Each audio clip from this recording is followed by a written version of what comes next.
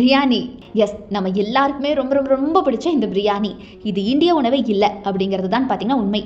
ஆனா தமிழகத்துல தலப்பாக்கட்டி, ஆம்பூர், சங்கரன் கோவில்னு சொல்லிட்டு பல விதவிதமான பிரியாணிகள் வந்தாலும் கூட இந்த உணவு இந்திய உணவு கிடையாது. பெர்ஷிய வகை உணவு தான் பிரியாணி.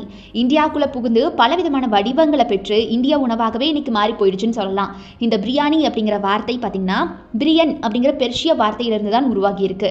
பிரியன் அப்படின்னா சமைப்பதற்கு முன்னாடி ஃப்ரை செய்யற ஒரு பொருளை தான் பிரியன் அப்படின்னு சொல்லுவாங்களாம். இந்த பிரியன் அப்படிங்கிற பொருள் பார்த்தீங்கன்னா சமைக்கிறதுக்கு முன்னாடி ஃப்ரை பண்றது.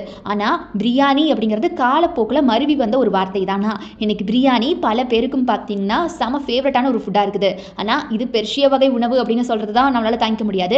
இன்னும் சில பேர் சொல்லுவீங்க, இந்த பிரியாணி பார்த்தீங்கன்னா ஒரு காலகட்டத்தில், அதாவது பல நூற்றாண்டுகளுக்கு முன்னாடியே நம்ம ஊர்கள் இருந்துச்சு தானே, அதெல்லாம் வந்து பொய்யா அப்படின்னு நீங்கள் கேட்டிங்கன்னா அதுக்கு பேர் பிரியாணி கிடையாது. நம்ம ஊரில் உருவானதுக்கு பேர் இறைச்சி சாதம்னு சொல்லுவாங்க. அதாவது இறைச்சி சாதம் அப்படிங்கிறது வேற, பிரியாணி அப்படிங்கிறது வேற. அந்த இறைச்சி சாதம் அப்படிங்கிறது வேற மாதிரி இருக்கும், இந்த பிரியாணி அப்படிங்கிறதும் பல விதமாக வேற மாதிரி இருக்கும். இந்த பிரியாணி அப்படிங்கிறதுல பல டைப் வந்துருச்சு. ஆனால் இறைச்சி சாதம் அப்படிங்கிறது ஒரே வகையில் தான் பண்ணுவாங்க.